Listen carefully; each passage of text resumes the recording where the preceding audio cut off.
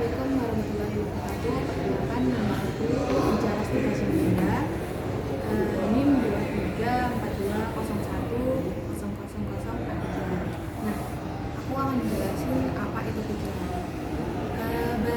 Apa itu pikiran? Artinya menggunakan akal budi untuk menimbangkan dan memutuskan sesuatu. Menimbang-nimbang dalam tindakan. Artinya setiap manusia yang menggunakan akal budidaya akan menunjukkan kegiatan yang disebut berpikir, baik pertimbangan maupun keputusan yang diambil. Ada 5 jenis berpikir. Yang pertama yaitu berpikir logis, yang kedua itu analitis, yang ketiga yaitu sistematis, yang keempat itu kritis, dan yang kelima itu kreatif. Aku ada ngambil 3 poin dari judul yang aku ambil. Yang pertama itu pengertian mental. Apa sih pengertian mental itu? Pengertian mental itu adalah kondisi di mana individu memiliki kesejahteraan yang tampak dari dirinya, yang mampu menghindari potensinya sendiri, dan memiliki kemampuan untuk mengatasi tekanan normal pada berbagai situasi alam. Nah, situasi dalam kehidupan, mampu bekerja secara produktif dan menghasilkan serta mampu memberikan kontribusi. Yang kedua yaitu aku ambil poin kedua, logika. Logika itu apa sih? Logika itu adalah sebagai salah satu cara ilmu filsafat yang dapat dipraktikkan dalam kehidupan sehari-hari. Dalam bidang filsafat sendiri, logika tidak dapat dipisahkan dalam proses mencari sesuatu, kebenaran atau kerahasiaan. Nah, logika bisa dikatakan sebagai logika siensia ataupun ilmu logika. Dilihat dari logika sebagai ilmu, logika mempelajari kebolehan manusia untuk berpikir secara sejajar, teratur, dan tepat. Adapun objek material yang dipakai ilmu logika adalah berpikir sesuai nalar, sementara objek formal dari logika adalah pemikiran yang dipelajari dari aspek ketepatannya.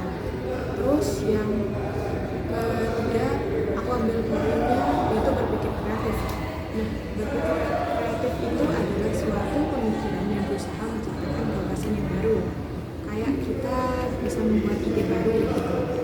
Lalu berpikir kreatif itu juga merupakan suatu rangkaian proses termasuk memahami masalah, membuat tebakan dan hipotesis tentang masalah, mencari jawaban, menunjukkan bukti, dan akhirnya melaporkan hasilnya tersebut. Gitu guys. Jadi berpikir kreatif itu juga gak hanya di situ-situ aja, kita bisa berpikir kreatif lebih dari situ. Kan kita juga sebagai anak-anak di kafe itu harus memiliki pikiran yang kreatif. Kita memiliki ide misalnya kayak orang normal itu dia berpikir akan hanya sampai situ aja, sedangkan anak sini dia akan berpikir yang lebih dari orang normal. Bahkan orang sini itu memiliki pemikiran yang berbeda ketimbang orang normal pada umumnya. Nah, perbedaan pikiran sadar dalam dan pemikiran bawah sadar manusia. Pengertian berpikir adalah proses perkembangan ide, gagasan, konsep, hasil pemikiran di dalam diri seseorang. Berpikir juga bisa dikatakan sebagai proses olah mental yang melibatkan intelektual kesadaran maupun imajinasi guna menghasilkan suatu keputusan untuk kemungkinan dilaksanakan dalam bentuk tindakan seperti yang saya jelaskan di awal video tadi.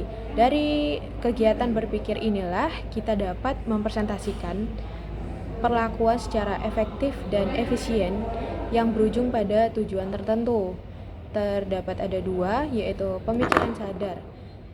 Nah, pemikiran sadar ini adalah pemikiran yang menggunakan manusia di berbagai kegiatan dalam kehidupan sehari-harinya, misalnya memutuskan sesuatu dan bersikap logis. Yang kedua yaitu pemikiran bawah sadar.